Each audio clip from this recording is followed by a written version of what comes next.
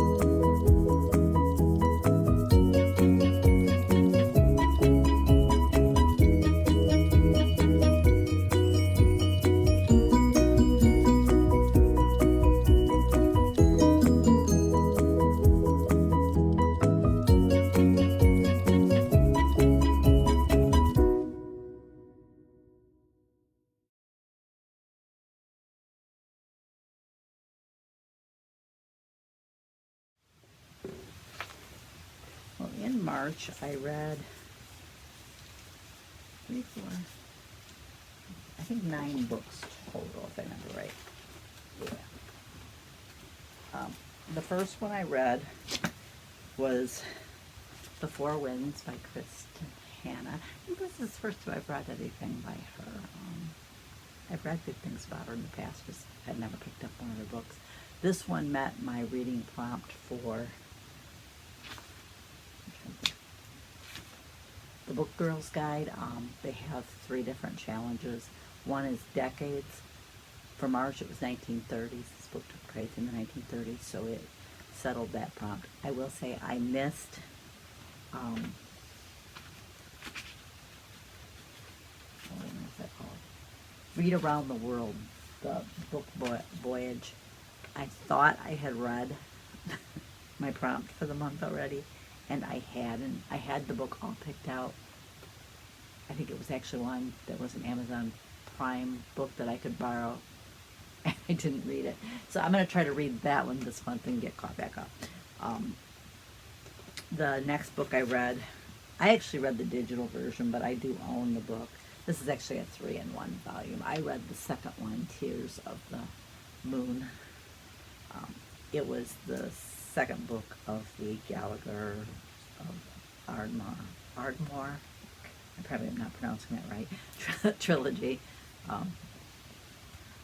So I reread that one because I had read that one previously. My third book for March was this one, Nothing to See Here by Kevin Wilson. This one was kind of an odd story. This one fulfilled the lifetime of reading challenge that the Book Girls Guide has. This time it was the protagonist had to be a character in their 20s. This one filled this girl, woman, I guess, the young woman, went to take care of a former school friend's stepchildren who can spontaneously burst into flames. It was different. The next book I read was Shine, Pamela Shine by Kate Atkinson.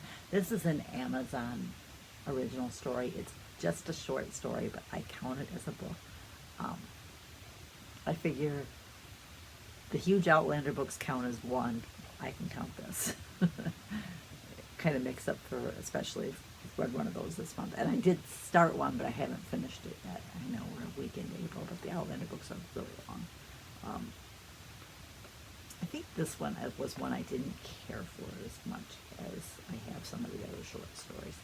Some of the Amazon short stories are really good, and other ones are kind of, thankfully they're short, so I have a problem with, I hate to not finish a book. It's just me. This one was one that I follow my daughter on Goodreads, and she had marked it as read, and I read the synopsis of it. I'm like, oh, that sounds like a fun book. So I asked her about it. She goes, oh, that's actually one I read with my class. She goes, I can bring you a copy of the book. There's several in my classroom. I just need it back when you're done. So I tried to get it read right away and returned to her. It's The Watsons Go to Birmingham, 1963, by Christopher Paul Curtis. You can see it's got a couple of awards on there. I can't read what they are on my copy, but there's also been a movie made based on this, and I found it. We have a Roku player, and I've got, I think the IMDb channel is just free on the Roku channel. I know it's free if you have Amazon Prime. You can watch IMDb channel through that too. And the movie was available on that, so I watched it. That's a feature a lot of people seem to not really take advantage of that much on the Amazon Prime. Well, you're paying a lot for free shipping, but you're paying for so much more. We really have watched a lot of their streaming channels, and I actually just recently picked up a Starz subscription through there. I could have probably gotten that cheaper through Starz, to be honest, but last time I ordered through Starz, I had a $50 gift card. I took advantage of a 6-month for $20, and then you were supposed to get additional months for a cheaper fee. They didn't activate it. They didn't give it to me. I had to contact them. It probably took 2 weeks to get it all settled out, and then my $50 got me that 6 months, and that was it. And then I was done. So I won't go through them again. I'd rather just pay the extra fee. It'll be easier to cancel through Amazon if something I decide I don't want it anymore. The next one I read was by Liz Taylor. It's Come Home to Me. This one I'm pretty sure was free borrow through Amazon Prime reading. If you have Amazon Prime and you're a reader, they have what they call, I think it's called Amazon Prime Read. You can borrow up to 10 books at a time and read them on your Kindle, or I read them on my iPad. I just downloaded the Kindle app. I think you might even be able to do that on a computer. I'm not positive though. But if you're a book reader, take advantage of that. And they also offer at least one free book a month, and usually it's a book that hasn't even released yet. And then I think you can buy the other ones for a cheaper fee. So I found a few good books that way. The next one I read was Blue Skies by Robin Carr. I think this was another Amazon Prime reading one. She's the one who writes the Virgin River series, so I decided to just try another book of hers. This one was about a startup airline, and the person who was running the pilots. So I'm not sure what her official title was, but that was my next book. And then I've always liked Dolly Parton, and I think she has so much good in the world. People may not realize that about her, but I mean, she's got a foundation where she provides books to young children, and she donates a lot of money to different causes. This one, I did the audio version, and it was kind of done in almost an interview style. Guy would kind of talk about something, and then she'd reflect on how that, sometimes they weren't necessarily a question, but I'll call it Q&A for lack of a better way to describe it, and then she would describe it. Dolly Parton's song teller. She says that's what she is. She's a song teller. She tells her stories through the songs that she writes. And then This Is My Life in lyrics. She writes a lot of her own music, and she's written songs that other artists have done as well. Oh, and I missed one. I'm not sure where it came in at, but I read Heart of the Sea, the conclusion of this book. So that was I didn't read quite as much this month, and I know I'm not going to read as much in April because, like I said, I'm in the middle of reading my own heart's blood. I think it's book 8 in the Outlander series, I think.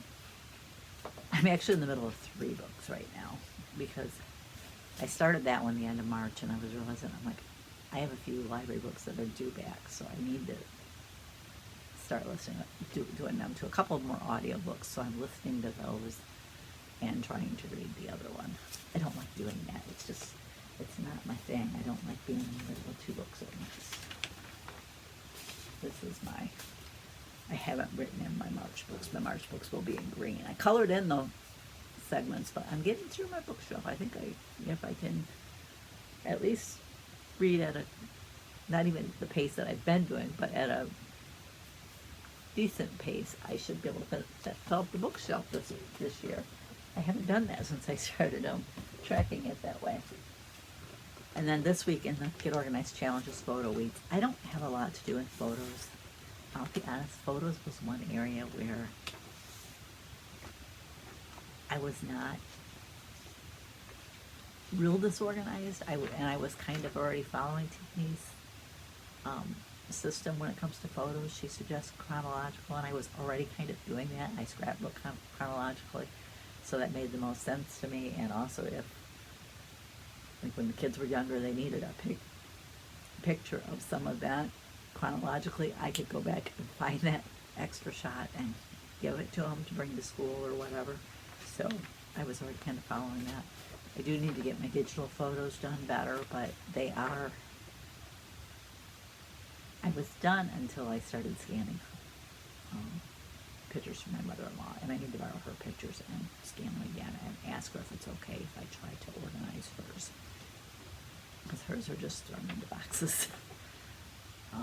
But the homework for this week was to establish your physical, which is your printed photos, and your computer or digital photo file systems. And it happens every year. People go, oh, I don't scrapbook, I don't have photos. And I'm like, no, everybody has photos. Even if your photos are just on your phone, you have photos. Well, in your phone, you can create folders. I have not figured this one out. This one brings me to Google Photos, and I need to find where the, I haven't been taking too many with my phone. I've been trying to do it on my iPad, and I do the same thing on my iPad. I create folders and do it. Though I tend to, once I upload mine to like Shutterfly, I delete them from my phone unless it's something like membership cards. I didn't read. I think I did put my COVID thing back on there. Or if there's something I'm shopping for and I just wanted that. Like sometimes I'll photograph certain products I use in my craft room, so I remember which ones I have when I'm out shopping. So that type, but everybody has photos. You can, even if you only have to, even if you just go through your phone and maybe create some folders for at least by year. And a biggie is just delete photos that you don't need, because I know I take a lot of photos that I put on Instagram or Facebook that I'm never going to print, and I don't need them once I've posted them. So I just delete those after I've done that. But create a family timeline. Tiffany goes over how to do this, but basically lay out timeline of, we got married in this year, had our first child here, and so forth. So when you're sorting your photos, you can go, oh, that was, or whatever birthday. You can look on your timeline really easy and see when it was. Now, your own kids, you might remember when that birthday was, but somebody else's kids, you may not. Like a niece or nephew, you might not. I have a hard time remembering how old my niece and nephews are. Sort two boxes, piles, drawers, or drawers of photos. Basically, two containers of photos. If you've recruited help, which photos are a good thing to recruit help on, add a box for every helper you recruit.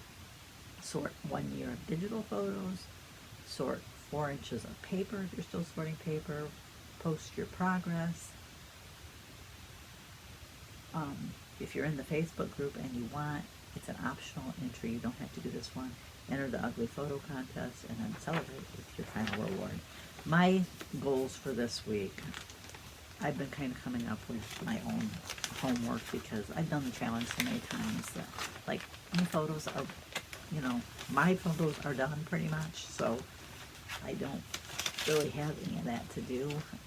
Um, but I want to go through my scrap, at least my rainbow scraps. I might try to go through my specialty paper too, and possibly purge some of it, but at the very least straighten up the cuts. I mean, I have some in there that I just kind of shoved it in there after I cut something out, so I want to straighten that up.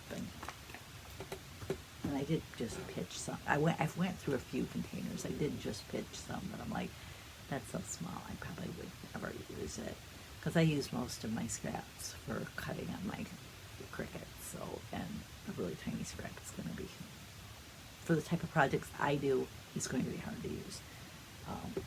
But that's kind of it for the vlog. I should have said this at the beginning, but if you don't like chatty videos, skip the vlogs, because they probably will be chattier. I'll probably explain what I'm going to do. Let's talk about different subjects. I'm trying to think if there was anything else. I don't think I have anything else to report. Next week in the Get Organized Challenge, I will tell you that, is embellishments.